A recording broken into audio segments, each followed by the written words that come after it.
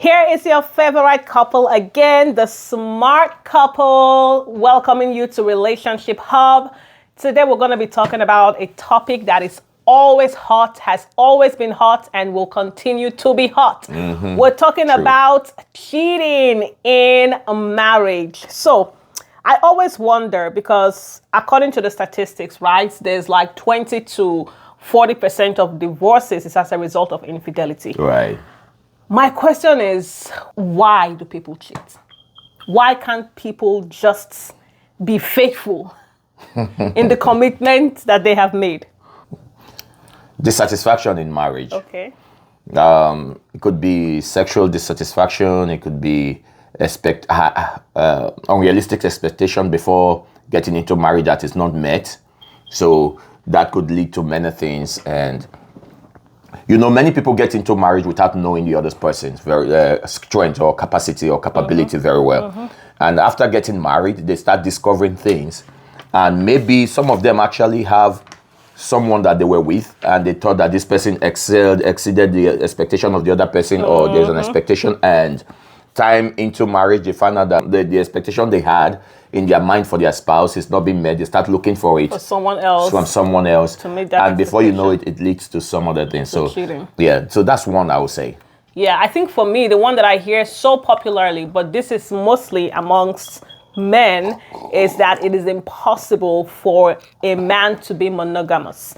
They just believe that it is a natural phenomenon, a natural thing for a man to cheat. So many a times, most men, but not all men, most men, because this can also apply to women, most people go into marriage with a mindset of, I am not bound to you.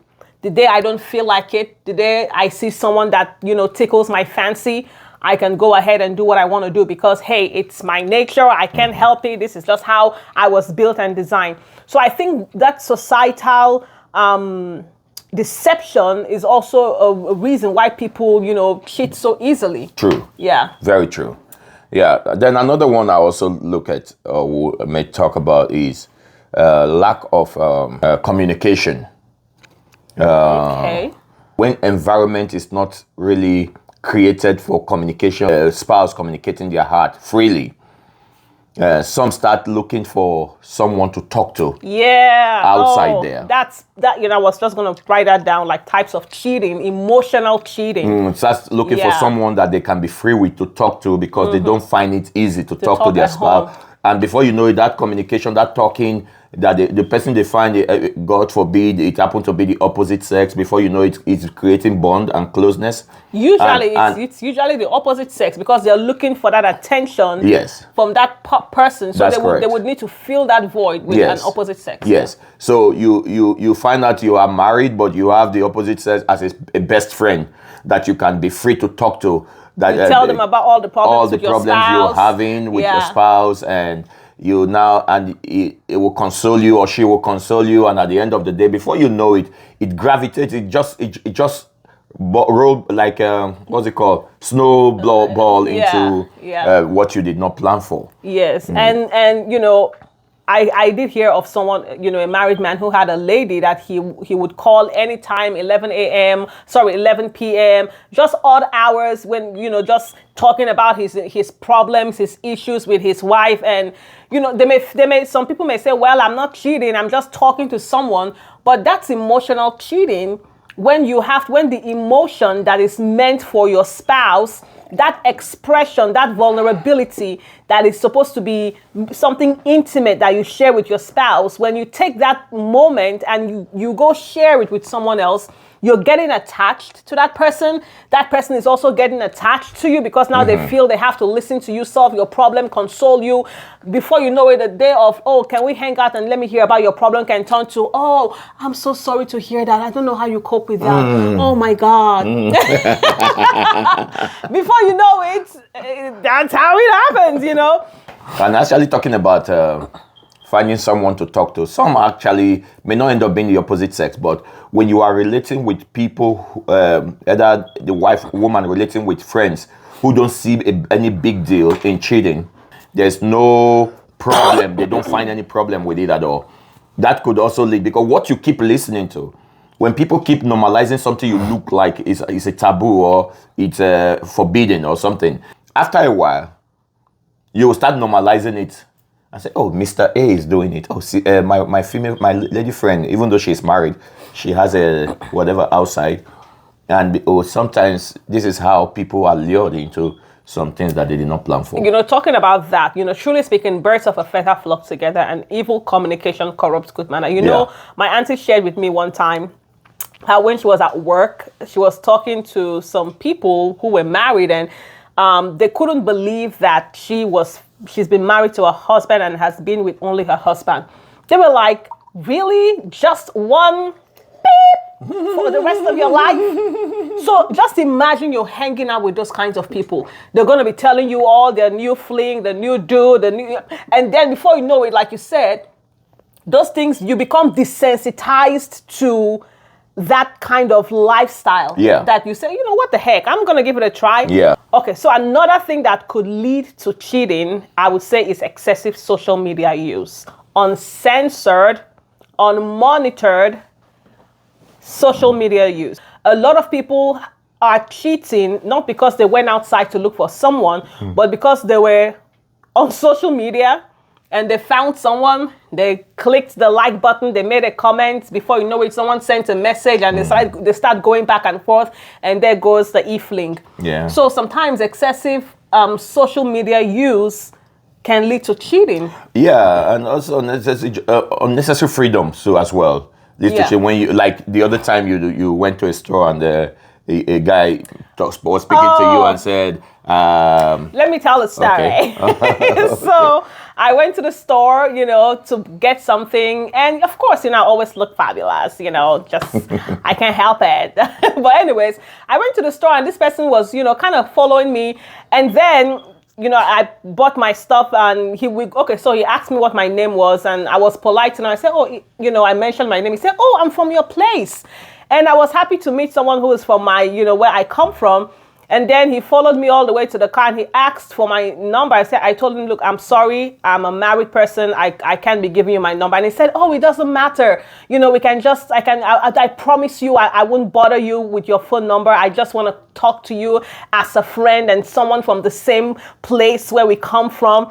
And I insisted. I said, look, I don't feel comfortable giving you my phone number. And then I just nicely walked away and slammed my door, and then he left as well. So in situations like that, some will just say, oh, it's just a casual communication. Just a phone number. But meanwhile, you already know his you already know his intention before he asks for your number. So I don't want to trouble you, but if you don't want to trouble, why still ask for the number? Why you don't need a number? So some unnecessary freedom, some unnecessary kind of interactions in the name of being social also leads to things like that a lot. Yes, my husband, absolutely. Another thing that leads to cheating is I think you already mentioned it, but I'm going to put it in a different way. The lack of communication.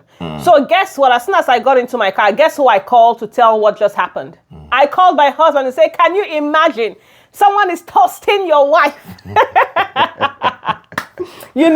And I told him what happened. I shared what this and shared that and all of that. And that's accountability. That's me opening up myself. My husband does the same thing too. When someone, it's that communication that safeguards your life. It safeguards your heart, safeguards your emotion when you're free with each other. Now, talking about cheating. Okay, so let's take a situation where if people, your partner's already cheated on you, or there's a cheating in the relationship, how do we handle it? How should people handle it?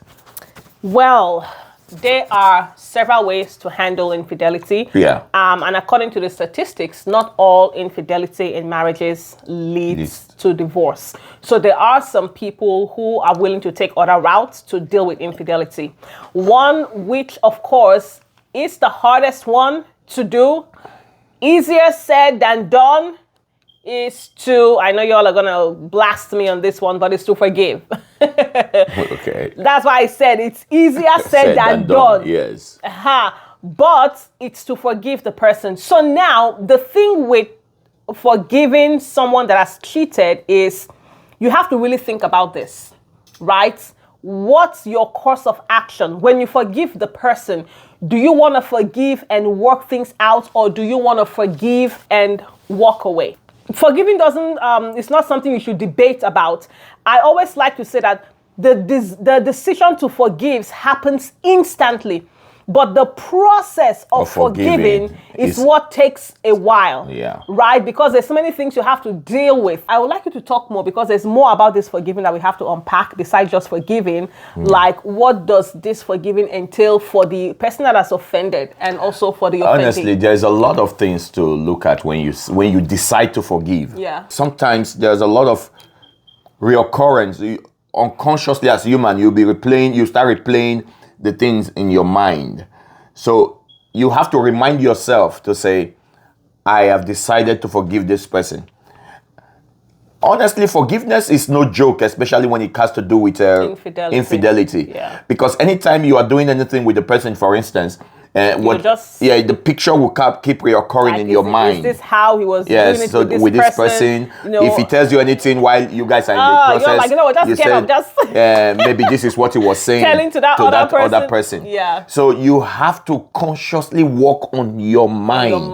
And say, I have decided to forgive this person, and keep telling the person how you feel. And also the other person have a burden, because the burden of trust is laid on the offender. The offender have to always make the other person, reassure the person that what happened is a one-time thing. It will not happen again. Or whatever led to that has been closed. The doors have been closed. If I was talking too much on phone and that was what led to it with someone, that door has completely been closed. If I was not outspoken about what I see out there to my spouse before, this time I have to start doing things that talking more, telling the person how my day went, so it will help to build confidence. Because trust, I said to people, is not a gift. Trust is earned. So you have to consistently build that trust because your spouse have decided to forgive you. Yes. So another thing, if you are choosing to forgive and work on the marriage, it's important to know that as much as God understands you're hurting, and God is not counting your days of honey, your hurting time is 5 minutes to stop hurting. God is not doing that, because the Bible says God is close to the brokenhearted. And so God understands how you feel when you're hurting. So God is not mad at you for grieving and for hurting about what has been done to you.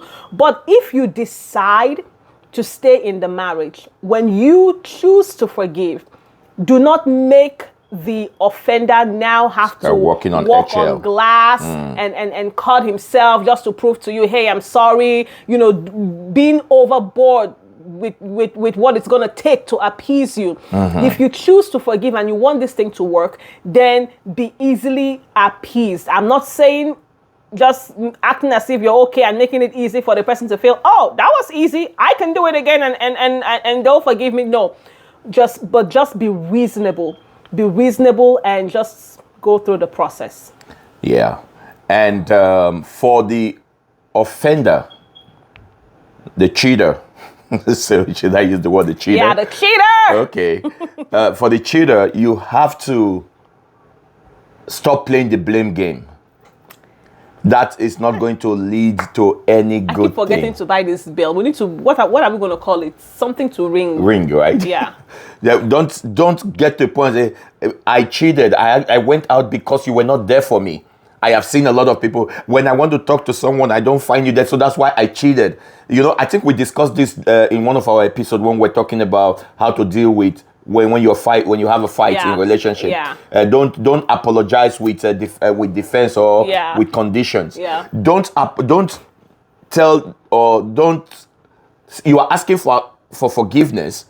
Don't come to the point of saying, well, I cheated. Why did you cheat? I cheated because you were not always there for me. You didn't tell me I was beautiful. I cheated because the things I want to hear from you, I don't hear it all the time. I wanted it 5 times and you only did it 3 times. Yes. Those kind of blame game will not help in dealing with, or you are not helping the person that wants to forgive you. Also, don't get to the point where you start telling the person when to stop grieving. You want to still determine the timeline for the person to grieve the process. You told me you forgave me. Why are you still bringing it up just after 1 week? It takes time to build trust again. As the offender, you have to come to the point where you allow the process play out. Yes, I like that. Allow the process of the healing process to play out. Because this thing is, there's a difference when a glass breaks a clean crack. Yeah. Where you can just put, but infidelity is like it shatters the glass altogether. True. So the trust is shattered. And so now you have to find a way to start picking up the little pieces of the heart. Mm-hmm. It's not. Some people, it takes like years to kind of come out of infidelity. Yeah. So having said that on forgiveness aspect, another way to handle it, for some people, they'll choose to walk away. And honestly, I won't say it is good or bad. I know that many people will say, but Jesus forgave you. Why can't you forgive the other person? You know your heart. You know what you can take. And there are some people who can't just see you as they used to see you when you guys before the cheating. Yeah. And if there's no trust in marriage anymore, trust me, it's gone. The marriage is literally gone. It's just like two people living together, suspecting that you have a poison in your heart, or I have a poison to poison you, or you are thinking I'm going to poison you. So if you know you have that kind of heart, the thing to do is to walk away, so that you don't keep living in pain. The Bible says that God did not allow or permit divorce, but in a situation of infidelity or unfaithfulness, that the person is free to walk away. Yeah. So that is another way some people deal with cheating. So I think another thing when it comes to dealing with cheating is, for the offended, don't go and retaliate. This is an action that we see over and over. As a matter of fact, a marriage counselor advised a couple who were trying to, recover from infidelity, advised one of the spouse that was cheated on, advised her to go and cheat. And maybe when she cheats, she might feel better because now they've all been equal. He's done his and she's done his, and now maybe we're going to work, it's going to be okay. It can't be okay because two wrongs can't make it right. You can't. So that's another way some people deal with. By retaliating. Okay. And I'm saying, if you're in that place where you feel like you have to retaliate to hurt this person as much as they've hurt you, just walk away. Don't go about and do that, because you're hurting your own self too, because you're sharing your body with someone else to hurt another person. Right. Come on. So please, I'm just saying, don't do that. Yeah, that's a good one.